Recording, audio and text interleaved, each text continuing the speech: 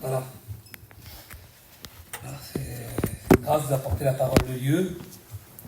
C'est les frères qui m'ont laissé la place. Mais sans lui, je ne peux rien faire. Hein.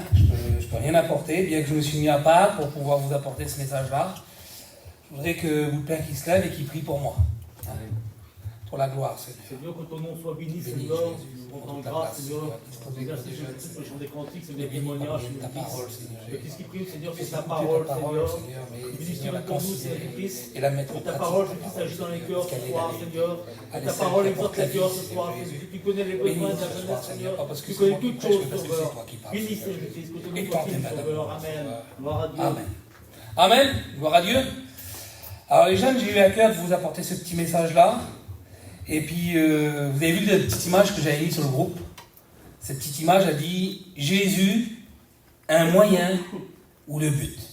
Et je vous avais demandé d'essayer de réfléchir par rapport à cette question-là. Est-ce que Jésus est un moyen ou il est le but? Et puis, vous auriez pu me donner des réponses. Je ne sais pas s'il y en a qui l'ont fait. Kiron, t'as posé la question ou quoi? Non, t'as pas regardé? Tu n'as pas été plus loin, quoi, maintenant. Mais vous êtes peut-être posé la question là. Jésus, est-ce que c'est un moyen ou c'est le but? Puis vous pourriez me dire, mais Jésus, il est le moyen. C'est vrai qu'il est le moyen pour être sauvé. Vous pourriez me dire ça ce soir. Jésus, il est le moyen. Et puis c'est vrai qu'il est le moyen, Jésus. Et puis, je vais même faire mieux, je vais aller même dans le sens là. Et on va prendre des textes bibliques qui va prouver que Jésus, il est le moyen. Alors, on va voir Jésus comme le moyen, c'est-à-dire le chemin qui nous fait parvenir à Dieu. Et le texte que j'ai pris, c'est Jean 14, 6, où Jésus dit « Je suis le chemin, la vérité et la vie, et nul ne vient au Père que par moi. » Et quand on comprend ce texte-là, il est simple à comprendre. Écoutez, je vais faire participer mon petit. Si je pose la question à mon fils, par exemple, Tom, qu'est-ce que ça veut dire quand Jésus il dit « Je suis le chemin, la vérité et la vie, nul ne vient au Père que par moi ». Qu'est-ce que ça veut dire pour toi? Alors Attends. Ah, il a du mal à le dire. Ouais. Ça veut dire quoi, là, pour toi? Ça veut dire qu'il faut toujours commencer par Dieu et après commencer par... Non, je veux dire, c'est l'inverse, je veux dire. Par Jésus? Par Jésus et après par l'aller avec Dieu au paradis. Amen, gloire à Dieu. Ça veut dire, comme il a dit le petit, il l'a dit avec ses mots, ça veut dire qu'il faut toujours commencer par Jésus. Pour pouvoir aller au paradis, pour pouvoir aller avec Dieu. Il dit Jésus, en un mot, ça veut dire que Jésus, il est le moyen exclusif pour accéder à Dieu le Père. C'est-à-dire que c'est le seul moyen. C'est Jésus. Parce que Jésus va dire, je suis le chemin, la vérité et la vie, et nul ne vient au Père que par moi. C'est que par moi. C'est-à-dire que Jésus, là, le verset nous prouve que Jésus, il est le moyen. Et dans 1 Timothée 2,5, il va dire, écoutez, car il y a un seul Dieu, et aussi un seul médiateur entre Dieu et les hommes, Jésus-Christ homme. On voit qu'il n'y a qu'un seul Dieu, mais il y a aussi un seul médiateur. Alors Jésus, là, il est clairement représenté, là, comme le médiateur, et puis le moyen par lequel l'humanité peut être réconciliée avec Dieu. Parce qu'un médiateur, c'est ce qu'il fait. Vous savez, des fois, dans les missions, comme on arrive sur une place qu'on n'a pas l'autorisation, eh ben, il y a les autorités qui vont venir, et puis on n'est pas d'accord, on est en désaccord. Et puis, on est en conflit avec les autorités, et puis les autorités sont en conflit avec nous. Et puis, il faut un médiateur. Il y a un monsieur qui va venir et qui va faire le médiateur. Entre nous et puis les autorités. Ben, Jésus, c'est ce qu'il fait pour nous. Il est le seul médiateur. Il n'y en a pas plusieurs, il n'y en a qu'un seul. C'est Jésus. C'est le seul qui peut te réconcilier avec Dieu. C'est le seul. Et dans Acte 4, au verset 12, il dit « Il n'y a de salut en aucun autre, car il n'y a sous le ciel aucun autre nom donné parmi les hommes par lequel nous devions être sauvés. » On voit que Jésus, il n'y a de salut en aucun autre. Jésus est le seul moyen de salut. C'est marqué, c'est clair dans le texte. Il n'y a de salut en aucun autre, car il n'y a sous le ciel aucun autre nom qui a été donné parmi les hommes par lequel nous devions être sauvés. C'est le nom de Jésus ce soir. C'est par son nom à lui seulement que tu peux être sauvé. Et puis le dernier verset que j'ai pris pour montrer que Jésus, il est le moyen, C'est Jean 10, au verset 9, il va dire ça. Il va dire, je suis la porte. Il dit, si quelqu'un entre par moi, il sera sauvé. Il entrera et il sortira et il trouvera des pâturages. Amen. On voit que Jésus, lui, il est la porte. Et si quelqu'un entre par lui, donc Jésus, il utilise, si vous voulez, l'image de la porte pour montrer qu'il est le moyen par lequel on peut accéder à une sécurité dans la vie spirituelle. Parce que là, à ce moment-là, quand il parle, Jésus, qui dit qu'il est la porte, c'est au moment aussi qu'il dit qu'il est le bon berger et qu'il est la porte des brebis. Si vous voulez, il est la porte de l'enclos. Alors si vous passez par cette porte, cette unique porte qui est Jésus, le seul moyen, ben, tu vas rentrer dans une sécurité. Parce que dans cet enclos-là, tu seras sous l'abri du Seigneur, sous le contrôle du Seigneur, sous la protection de Dieu. Mais tu seras aussi dans une vie spirituelle que tu vas atteindre.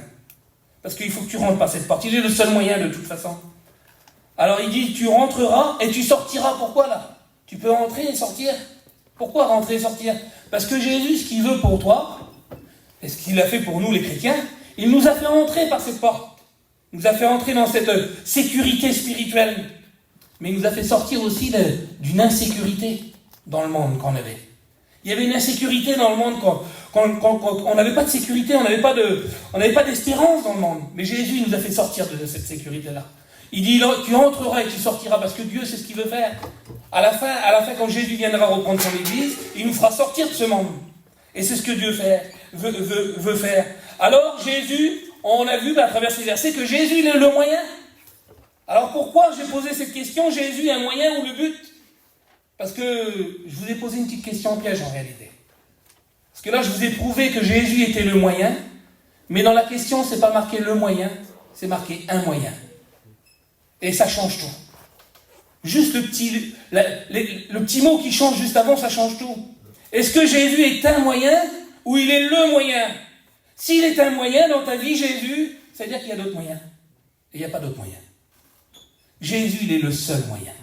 Jésus, il est le moyen que nous, les chrétiens, on a accepté dans nos vies, celui qu'on a pris dans nos vies et qui nous a fait passer des ténèbres à la lumière. C'est le seul moyen, c'est Jésus. Mais malheureusement, écoutez-moi, il y en a qui prennent Jésus comme un moyen et pas comme le moyen. Parce que, écoutez, on va le voir ensemble, Jésus est un moyen, comme un moyen. Ça veut dire quoi, un moyen? Prendre Jésus comme un moyen. Ça veut dire se servir de Jésus pour parvenir à ses fins.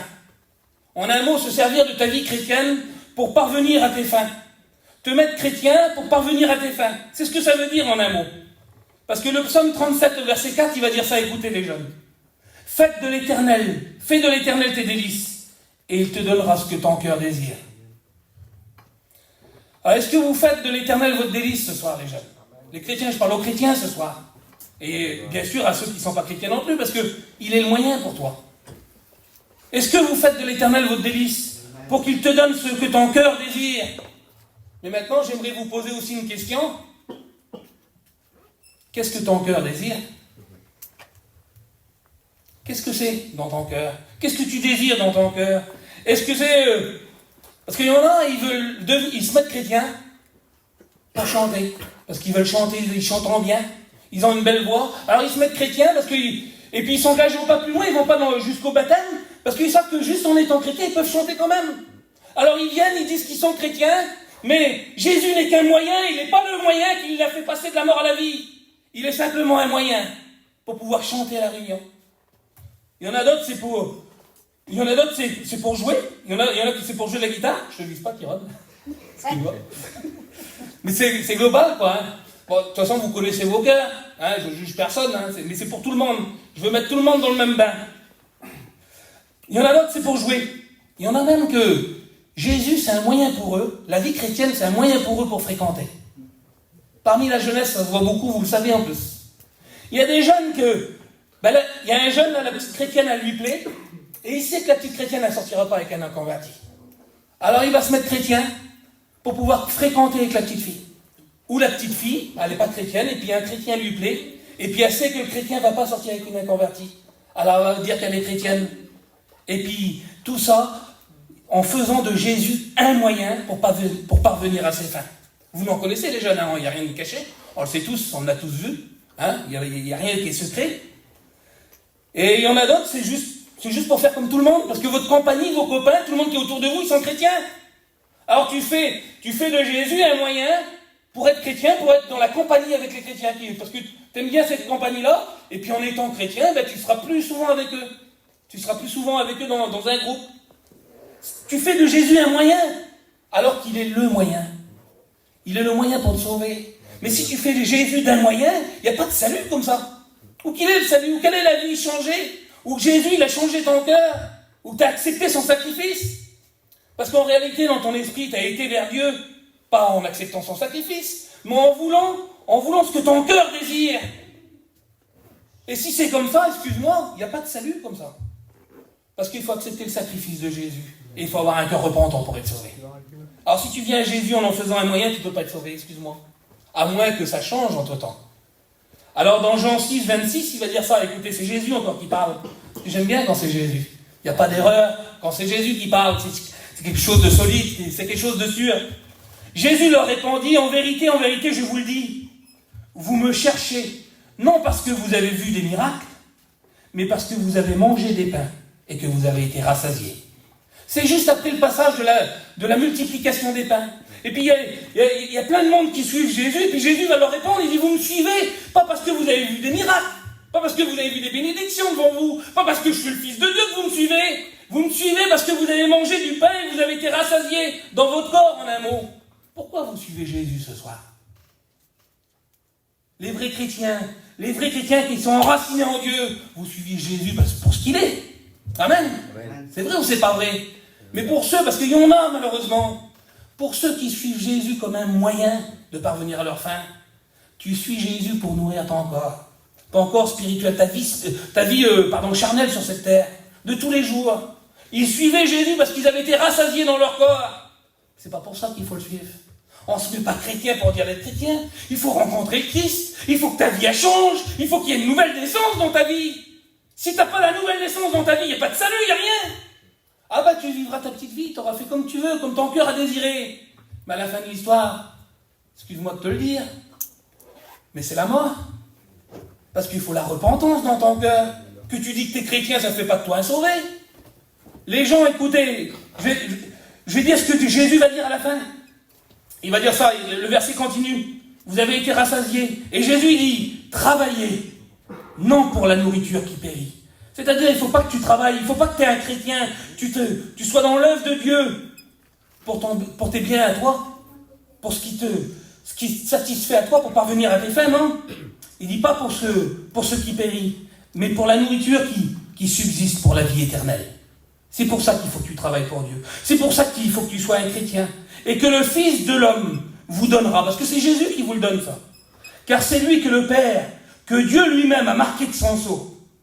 Il lui dit, alors ils prennent une décision, il dit, mais que devons-nous faire pour accomplir les œuvres de Dieu?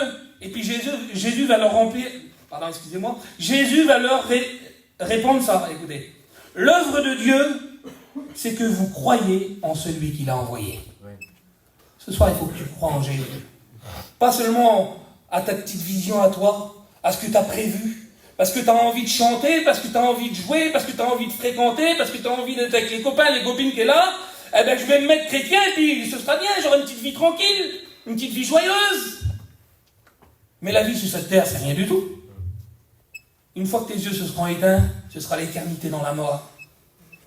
Tu veux vivre éternellement dans la mort? Si tu es un chrétien comme ça, excuse-moi, c'est un chrétien de nom. Mais un chrétien de cœur, il faut qu'il y ait un changement. Il faut que ce soit vrai. Il faut que ce ne soit pas seulement un moyen, Jésus. Il faut que ce soit le moyen. Il faut qu'il change tout. Alors, il y a un exemple dans la parole de Dieu. Écoutez, on va vous parler, j'aimerais vous mettre en garde aussi de votre compagnie. Parce que vous en connaissez des chrétiens autour de vous, que ce n'est pas des chrétiens. Alors, il va dire ça, écoutez, dans Matthieu 7 au verset 15. Il dit, gardez-vous des faux prophètes. Ils viennent à vous en vêtements de brebis, mais au-dedans, ce sont des loups ravisseurs. Vous les reconnaîtrez à leurs fruits. Et là, on voit qu'ils utilisent l'apparence de la vie chrétienne pour tromper et manipuler les autres pour leur propre objectif. Et vous en connaissez des gens comme ça autour de vous. Et il y en a peut-être ici parmi nous qui sont là. Excuse-moi, tu es peut-être là parmi nous, toi, et tu es comme ça. Et si tu es comme ça, excuse-moi, il n'y a pas de salut pour toi. Mais la Bible dit qu'ils viennent en vêtements de brebis. Ça veut dire que c'est pas leur nature. C'est un vêtement, c'est quelque chose qu'ils ont mis sur eux. C'est pas leur nature, c'est pas ce qu'ils sont au fond d'eux. C'est un vêtement de brebis, ils ont l'apparence de la brebis, ils ont l'apparence de la piété, mais renie de tout ce qui en fait la force. En vêtements de brebis, mais au-dedans d'eux, ce sont des loups. Au-dedans d'eux, c'est leur vraie nature, c'est que ce sont des loups. Et en réalité, vous le savez, c'est qui? Parce que la Bible dit, vous les reconnaîtrez à leurs fruits. C'est à leurs fruits que vous les reconnaîtrez. Écoutez-moi les chrétiens, c'est important, c'est grave ce que je vous dis. Parce que si vous voulez avancer et puis grandir dans votre vie chrétienne, c'est important que vous soyez mis au courant de tout ça. C'est important que vous veillez sur votre vie chrétienne. Que vous veillez les uns sur les autres. Que vous pouvez vous reconnaître les chrétiens fervents et puis qui s'enferment dans la foi. Et puis pouvoir lui dire, t'as vu là? Il fait des choses qui ne vont pas. On va aller lui dire, dans l'amour du Seigneur, déjà premièrement, pour voir si c'est juste un petit manquement, quelque chose qui ne va pas, qu'il n'a pas encore compris. Mais si tu vois que c'est ancré dans lui, que c'est juste un vêtement de brebis qu'il a sur lui, et qu'au-dedans de lui c'est un loup, qu'il est venu à Dieu pour s'en servir de lui, il sert Jésus comme un moyen et non comme le moyen, eh bien excuse-moi de te le dire, non je ne m'excuse pas, fuis-les. Sépare-toi un peu de ces gens-là. Ils vont t'emmener loin de Dieu. Ils vont t'emmener dans les amusements, ils vont t'emmener dans les mariages, ils vont t'emmener dans les sorties, ils vont t'emmener, je sais pas, mais où tu veux. Mais tu vas commencer à avoir un langage qui n'est pas à la gloire de Dieu. Parce qu'ils ont des langages qui ne sont pas à la gloire de Dieu. Parce qu'on les reconnaît à leurs fruits. Est-ce que tu as un langage à la gloire de Dieu ce soir? On reconnaît les chrétiens à leurs fruits ce soir. Alors on n'est pas nombreux, mais vous êtes là. Et la parole de Dieu elle a un moyen de bénédiction pour toi. Excusez-moi de ce que je vais dire, mais j'en ai rien à faire que l'autre il n'est pas là-bas dans la réunion. Moi je suis dans la réunion, la parole de Dieu me parle. Et j'en tire un bénéfice. Même si on est 150 dans la réunion, ça change quoi ta vie, toi? Ça change rien du tout. Ce qui va changer ta vie, c'est que tu écoutes la parole de Dieu. C'est celle qui va produire quelque chose dans ton cœur et qui va te faire avoir un impact. Mais si tu ne veux pas, toi, avoir d'impact dans ta vie, si tu ne veux pas réussir ta vie chrétienne, ben, tu ne la réussiras pas. Parce que peut-être que tu as pris Jésus comme un moyen et non pas comme le moyen.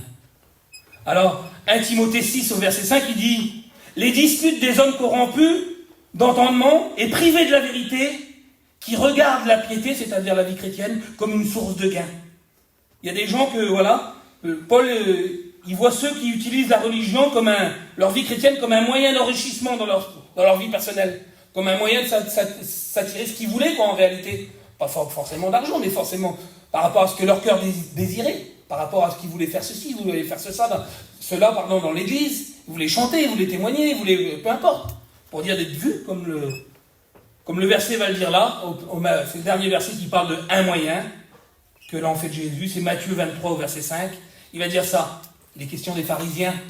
J'espère ce soir que vous n'êtes pas des pharisiens les jeunes, vous êtes des chrétiens. Est-ce que vous êtes des chrétiens ce soir? Amen.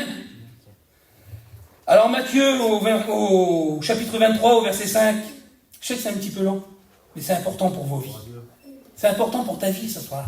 Parce que moi, écoutez, je veux pas que la réunion, c'est une réunion qui est joyeuse, que ça vous plaît, que ça vous satisfait. Je veux que la réunion elle apporte quelque chose à votre vie chrétienne. C'est ça qu'on veut, nous. On veut que vous grandissiez dans vos vies. Alors il dit, en parlant des pharisiens, il dit, ils font toutes leurs actions pour être vus des hommes. Ainsi, ils portent de larges phylactères et ils ont de longues franges sur leurs vêtements. Ils aiment la première place dans les festins et les premiers sièges dans les synagogues. Ils aiment être salués dans les places publiques et être appelés par les hommes Rabbi, Rabbi. Jésus critique ici les pharisiens qui cherchent avant tout à obtenir de l'honneur et des privilèges en utilisant leur vie chrétienne. Est-ce que tu recherches l'honneur et les privilèges ce soir? Est-ce que c'est ça que tu veux dans ta vie chrétienne? Si c'est ça que tu veux, ben tu seras comme quelqu'un qui aura pris Jésus comme un moyen. Parce qu'ils font tout pour être vu des hommes. Est-ce que tu veux être vu des hommes ou tu veux être vu de Dieu ce soir? C'est ça qui est important. Être vu des hommes, c'est rien. Ainsi, ils portent des larges phylactères, des longues franges sur leurs vêtements. Vous avez les chrétiens qui sont bien habillés. La petite chrétienne qui est bien habillée, la jupe qui tombe jusqu'au genou. Non, plus bas, les chevilles. Je sais bien, ils ne sont pas bas les genoux. Jusqu'aux chevilles. Mais, elle est bien habillée, mais dans son cœur, il faut bien être habillé. Attention, c'est pas ce que je dis. Attention. Parce qu'on ne ment pas ici et puis on est habillé n'importe comment. Et puis c'est pas que derrière l'estrade qu'il faut être bien habillé. Vous êtes des chrétiens en dehors. On est bien habillés tous les jours. Amen. On glorifie la personne de Dieu, on n'est pas n'importe qui, on est des chrétiens quand même. On représente le Christ. Mais la petite chrétienne là, elle aime bien être appelée tous les moments. Elle aime bien être vue des gens. Elle aime bien chanter, elle aime bien témoigner, et puis que c'est elle qui est là. Est-ce que Jésus a été le moyen, ou c'est un moyen pour elle, ou pour lui, peu importe, d'être vu des gens? Est-ce que c'est ça dans vos vies? J'aimerais que vous preniez conscience ce soir. Pas parce que c'est moi qui prêche, mais parce que Dieu veut vous parler, et veut vous mettre en garde ce soir, par rapport à vos vies chrétiennes, et il veut que vous réussissiez. À moins que vous ne voulez pas réussir votre vie chrétienne. Vous voulez juste avoir des réunions qui a des bons chanteurs, des bonnes réunions, si vous voulez ça, allez dans le monde. Allez dans les concerts que les gradués font. Vous aurez des beaux chanteurs, vous aurez tout ce que vous voulez. Mais ici, on n'est pas là pour avoir des beaux chanteurs. Gloire à Dieu pour les beaux chanteurs qui chantent pour Dieu. Bénis Dieu pour ça. Moi, on est là pour écouter la parole. Amen. On est là pour que la parole nous parle, pour que Dieu nous parle. Amen. C'est ça qui compte. Les chants, ça loue Dieu, gloire à Dieu. Mais c'est la parole qui prie. Et c'est elle qui va agir dans vos vies. Il ne faut pas que ce soit juste quelque chose qui frappe les yeux. Il faut que ça frappe ton cœur. Il faut que ça frappe ton cœur ce soir. Alors, on a vu que Jésus, il est un moyen pour certains. Et pour d'autres, pour nous les chrétiens qui l'avons accepté, les vrais chrétiens, il a été pour nous le moyen. Et il n'est pas un moyen. Mais aujourd'hui, dans la question que je vous avais posée, c'est Jésus un moyen ou le but? Comme Jésus, il n'est pas un moyen dans ta vie, gloire à Dieu, il n'est pas un moyen de parvenir à ce que tu veux, mais il a été le moyen de nous amener au salut, Jésus. Mais aujourd'hui, maintenant qu'on a passé par ce moyen, Jésus doit devenir le but. Il ne doit pas seulement avoir été le moyen par lequel on est sauvé, mais il doit être le but à atteindre. Il faut que ça change dans ta vie. Il ne faut pas que tu t'arrêtes sur le salut. Il faut que Jésus devienne le but de ta vie. Et il faut que Jésus soit le centre de ta vie chrétienne et de la relation que tu as avec Dieu. Il faut que Jésus soit au centre. Amen. Alors j'aimerais juste vous parler de ça, on termine là-dessus, sur Jésus le but dans vos vies. Si vous voulez réussir vos vies chrétiennes, j'aimerais pas que vous vous plaigniez à la fin de la mission, à la fin de la saison, de l'hiver, et que vous dites, Seigneur, j'ai pas été béni. Parce que tu n'as pas été attentif à la parole. Parce que Jésus te met en garde ce soir. Si tu veux réussir ta vie chrétienne, il faut que Jésus soit le but. Il faut qu'il soit le but, il faut qu'il soit le centre. Alors Philippiens 3 au verset 8, il va dire ça. Et même je regarde toute chose, c'est Paul qui parle comme ça. Je regarde toute chose comme une perte à cause de l'excellence de la connaissance de Jésus-Christ, mon Seigneur, pour lequel j'ai renoncé à tout. Est-ce que tu as renoncé à tout? Ou tu as renoncé à Jésus pour tout?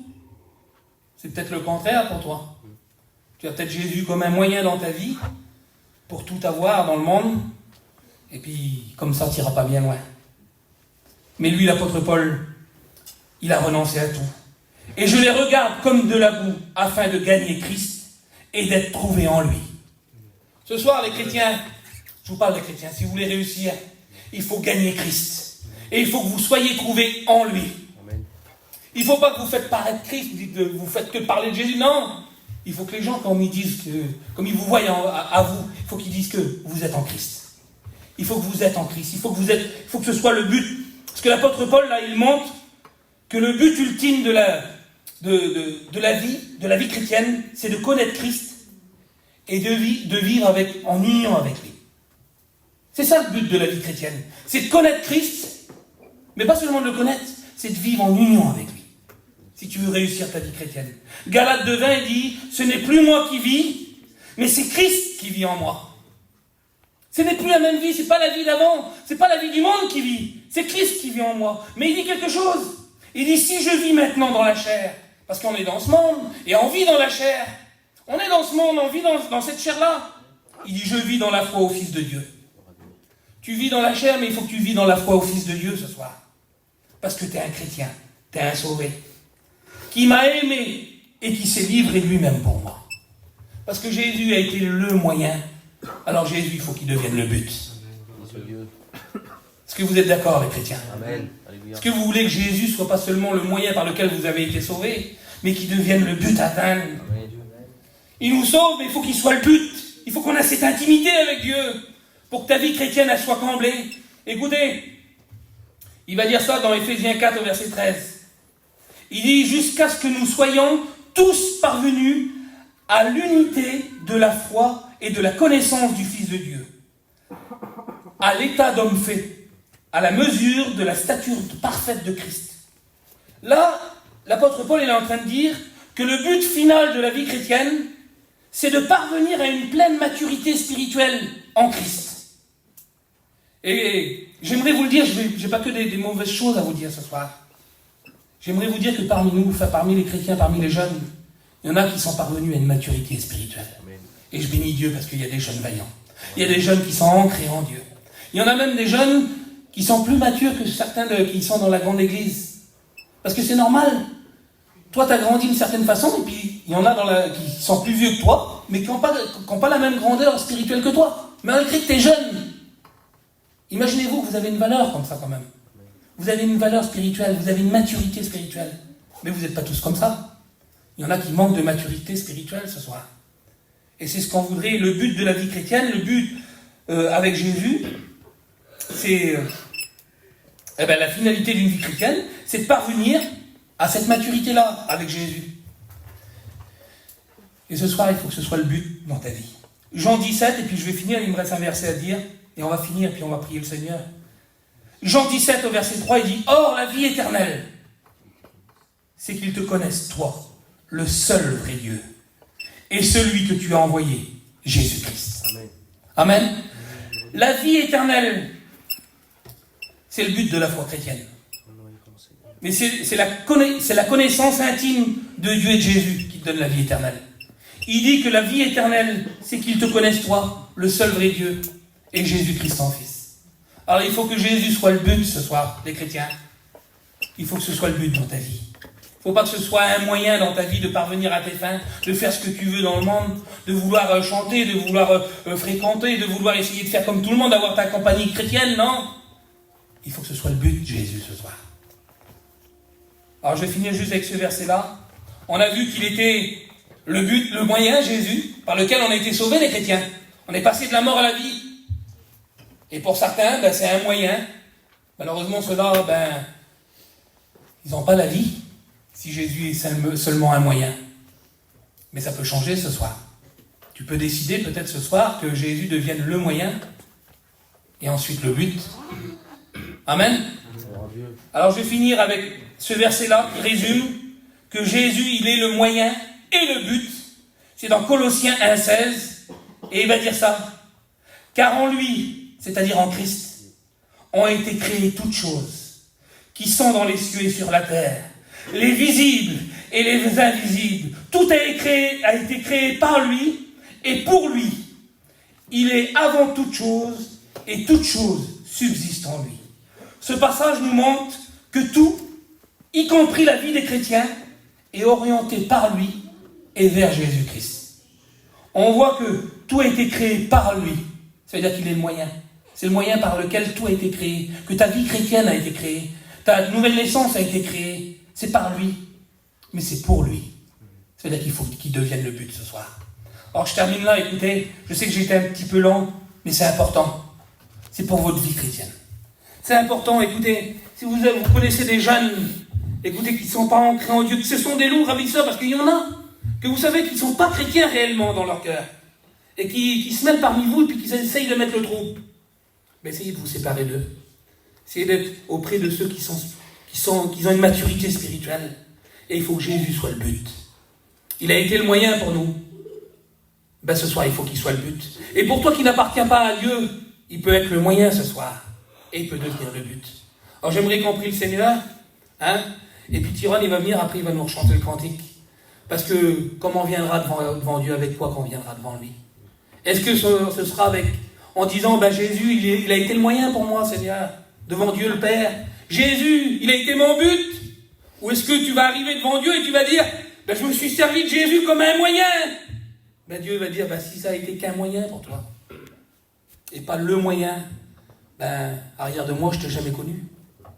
Alors ce soir, on va le prier. On va l'adorer. J'aimerais qu'on incline nos têtes. On commence à prier le Seigneur. Vous voulez être fort en Dieu?